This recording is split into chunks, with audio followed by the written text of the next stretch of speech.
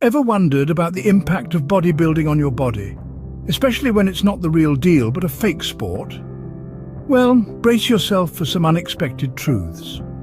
While the allure of bulging biceps and rippling abs might seem irresistible, the side effects of this faux fitness pursuit can be far from glamorous. One of the most common problems is an increased risk of injury.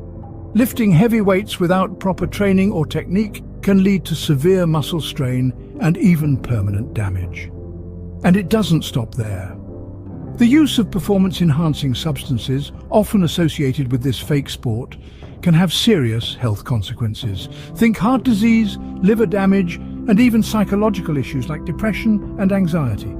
So before you dive headfirst into the world of pseudo-bodybuilding, remember, nothing beats genuine, healthy exercise and a balanced diet. Bodybuilding is a sport, not a shortcut. Don't cheat yourself out of